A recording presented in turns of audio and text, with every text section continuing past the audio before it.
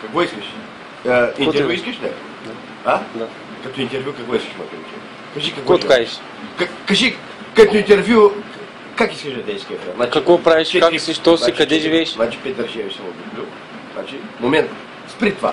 Значи, в Либия. Първото ми излизане беше в Либия. И оттам излизам в България. Идвам си. И оттам, откъде се родом моето момче? От Айтос. Значи, благодаря много моето момче, жив и здрав. Значи, аз съм родом в Карнобат. И бързаш ли много? Не. Както да е.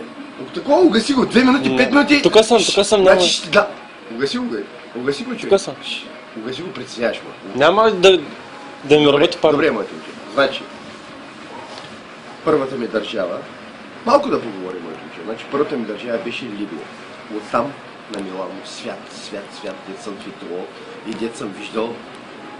Сега това ми е, пие си така, за кеф си пие една-две бириши, защото нямах цигари и както де. Втората ми държава беше Гърция, Милано на Италия, Румъния и къде беше бил държава. 5 държави точно съм бил, сега не мога да се седя. И като интервю, както да не те задържа моето момче, какво искаш да ти дам? Кажи ми това, Женен ли си? Значи в момента искаш да ме качиш в интернет, добре. Ама не съм в добра форма, ама ако смяташ да ме качиш, както да е. Няма ядо. Той е така че на тебе, няма страшно. Кое? И така си добре, към няма страшно. Добре, значи, като интервю, какво те интересува, значи, за мене и почваме да стива. Значи, като интервю, кажи и аз ще дам моите реплики. Каквото искаш да кажеш ти? Каквото искаш да кажеш? Значи, снимаш ли в момента? Да. Значи, като снимачка, колко можеш да направим в момента? Много. Значи, като в момента, това ми беше първото такова. Работих в Либия и оттам на Милано свят, дет съм светувал. Да. На 2 полета се качих, като се връщах, впрочем, от Италия, от Триполи, това е столицата на Либия. Да. Ти си образован човек. И аз съм образован. И оттам, като се качих моето момче от Триполи, слизам на Милано, на Италия. Оттам фащам полета за София, качвам се на полет, втори полет. Това са 2 полета. Триполи, Милано. От Милано на София. Свят, мадами. Направих една голяма, огромна грешка. 4-5-25 ми. Цяла седмица да едеш и да пиеш и да чукаш реш. Нормално е. Да. Пари бол. Значи, надника ми беше, като ми рукама, значи, като пари, значи, взима 40 евро на дена.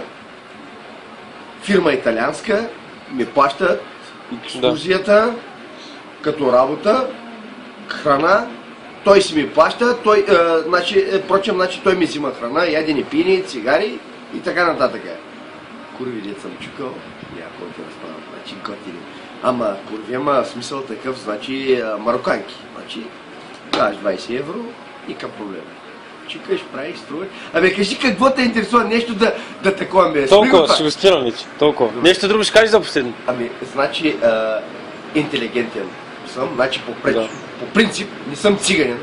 Те ме писаха интелигентен циганен в скайпа там. Значи, по народност съм натурален българин. Това няма българин. значение. Значи, баща ми е българин, майка ми е чиста румънка, не е от тук, а от Румъния. Значи, това учи моето учим в скайпа. Значи, майка ми е румънка от Румъния. Значи, аз тук нямам нищо общо тук. Само, че съм роден съм в България. Значи, майка ми тук идва, запозна се тук с един българин, какво беше, и там вече тръгнаха работи моите, че малко съм подбулто на пола, сочи големи компании. Работя при доктор Ладев, професор в цяла България, тук го знаят. Научен сътрудник по птицевъдство ли, какво беше там. И както да е, значи човека е учен. Нещо за последно ще кажеш ли? Какво? Значи, ако има нещо и ако има някоя, която мога да я задоволя всяка, търся секс, няма проблеми. Мога винаги да я задоволя. Да, пич. Мога да я задоволя.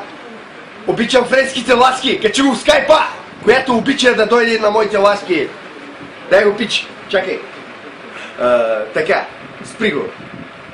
Чакай.